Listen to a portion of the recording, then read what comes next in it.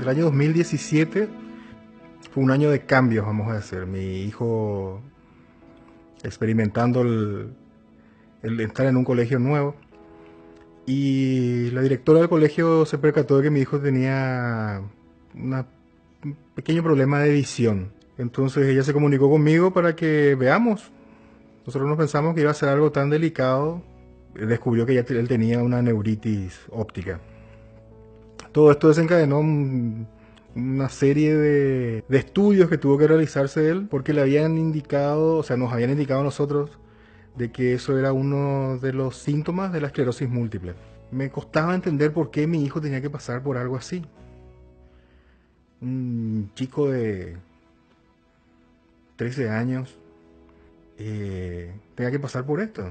Una situación complicada. No es mortal, pero es algo que te pone en situaciones muy difíciles. No podés desarrollar una vida normal.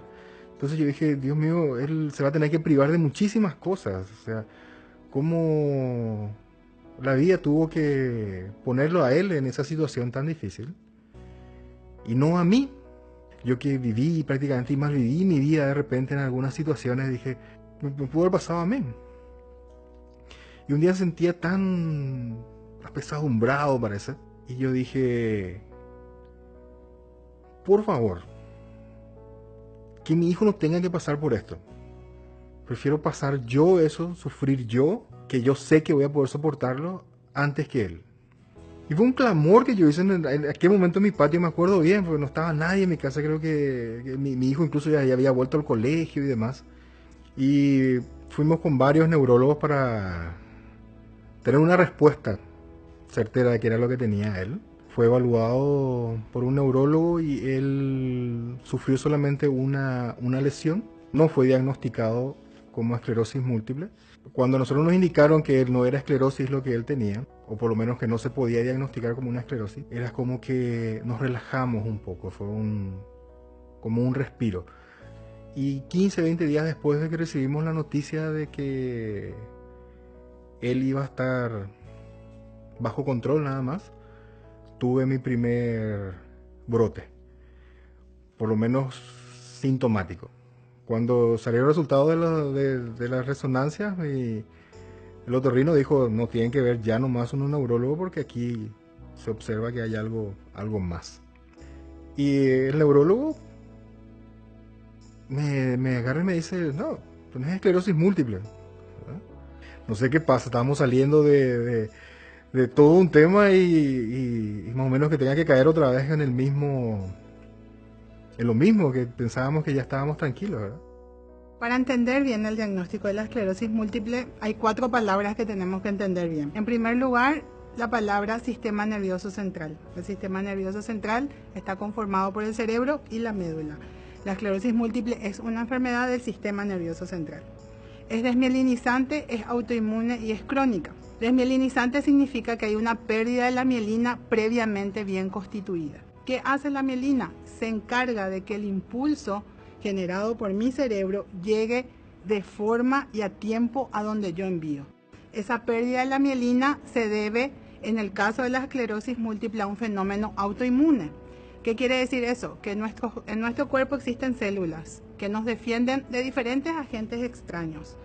En la esclerosis múltiple, estas células, que en este caso específico son los linfocitos, sufren una especie de confusión. En vez de protegernos de ciertas noxas extrañas, se confunden y atacan a la mielina.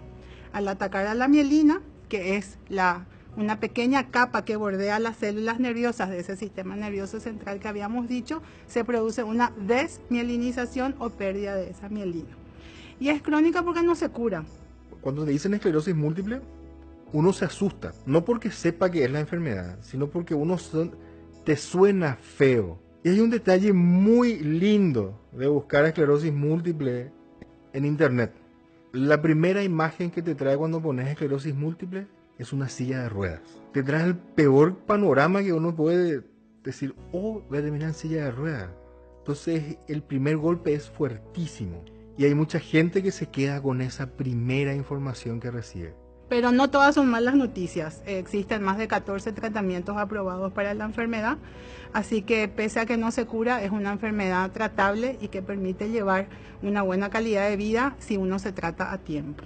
Yo tengo unas remeras que me regaló mi hija, con inscripciones, con mensajes referentes a la esclerosis múltiple, ¿verdad? Y a veces mi señora me dice, te vas a poner otra vez esa remera, ¿verdad? Y yo le digo, la gente, yo creo que la gente sepa. Si la gente no sabe qué es la esclerosis múltiple, va a seguir habiendo pacientes que después de haber pasado por muchos brotes, años teniendo la enfermedad y ser tratados por cualquier otra enfermedad que no sea esclerosis múltiple, terminan con secuelas porque no supieron identificar o porque no tenían conocimiento de la enfermedad. Edgar tiene una historia muy particular que es, empieza con el hijo, todo lo que implica la movida que tuvo la enfermedad de su hijo, que ahora está aparte, no es esclerosis múltiple, quedó como una neuritis óptica aislada, esperemos que no llegue a nada más. Y todo lo que después, apenas se calma esa situación del hijo, vuelve a empezar él con sus trastornos del equilibrio y todo eso. Y yo me quedé con la boca abierta. Y le escuchaba, y cada vez era más compleja su historia. Parecía una película cuando te contaba. Me preguntan a mí, ¿cómo el tema de esclerosis múltiple? Y para mí es fantástico, porque no hay un solo día que sea igual. Todos los días son distintos. Hay un día que estoy espectacularmente bien, hay días que amanezco súper lúcido, hay otros días que levantarme de la cama e ir al baño es un desafío único. Hay días que tengo un cansancio terrible, que lo único que quiero hacer es dormir. Cada día es un desafío. La forma en la que uno asume una enfermedad crónica. Como él me dijo una vez, yo decidí asumir esto así, bien, positivo, cierto, me tocó una enfermedad que no se cura, pero tiene tratamiento, me dijo, ¿verdad? Con una onda y con una garra total. Lo segundo, el apoyo familiar. Aparte de serlo una familia muy unida, evidentemente se unieron aún más y van a todos lados juntos. Yo le digo el clan Griot, van de aquí para allá todos juntos. Hubo cambios también en la parte de la actividad física, mejorar la alimentación, cosas que antes no hacíamos, de repente salir a caminar o andar en bicicleta, y se está volviendo una rutina, que es lo importante. Y todo eso justamente para no rendirnos ante la enfermedad, ¿verdad? Cuando uno está triste o está con mucha ansiedad o con cuadros de depresión, libera muchísimas sustancias en el cuerpo que hacen que uno se sienta mal de por sí, y no siempre es la esclerosis múltiple. Buscar hobbies, ¿verdad? Buscar hacer algo distinto tal vez a lo que hacíamos. No tenemos que esperar a tener esclerosis múltiple para tirarnos en el piso con nuestros hijos o salir a correr o ir a andar en bicicleta, ¿verdad? Podemos hacer antes, y más aún cuando tenemos este tipo de patologías. Yo tengo un deseo de hace como 2 años más o menos, que siempre dije, yo quiero subir al Tres Candú. Todavía estoy bien, mis piernas todavía responden. Este año yo voy a estar allá arriba, yo voy este año a cumplir eso. Cada día es distinto, yo no sé qué va a pasar mañana. De hecho, ese pensamiento deberemos tener nosotros sin necesidad que tengamos esclerosis múltiple. No esperar a que nos dé algo como la esclerosis para decidirnos a subir a nuestro Tres Candú o a ir a caminar o a hacer nuestra maratón o leernos nuestro libro. Nosotros contamos alrededor de 180 pacientes tratados con esclerosis múltiple y alrededor de 20 pacientes con neuromielitis óptica. Generalmente trabajamos todos los miembros de la Sociedad Paraguaya de Neurología juntos. Todos los neurólogos, miembros de la sociedad, envían pacientes al servicio, al consultorio externo, y vamos haciendo su seguimiento. Edgar está dentro del grupo de pacientes que uno dice que tiene una escala de discapacidad baja. ¿Qué quiere decir eso? Tiene es prácticamente normal en todas sus funciones. Pero sí tiene sus achaques, ¿verdad? Porque suele tener trastornos del equilibrio, por eso algunas veces usa su bastón. Yo le reto cuando usa su bastón, pero él me dice, es para sentirme seguro, doctora.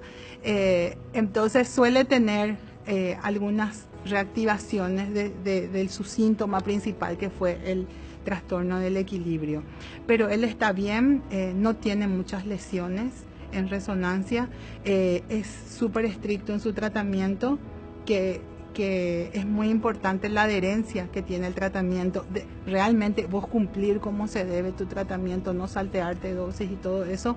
Y en cuanto a eso, es un paciente muy disciplinado y vamos muy bien.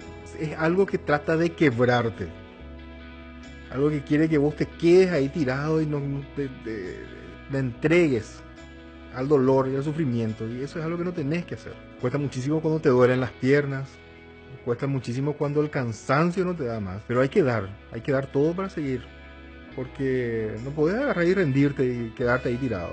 Uno tiene que aceptar lo que uno tiene para poder darle la mejor onda para seguir adelante.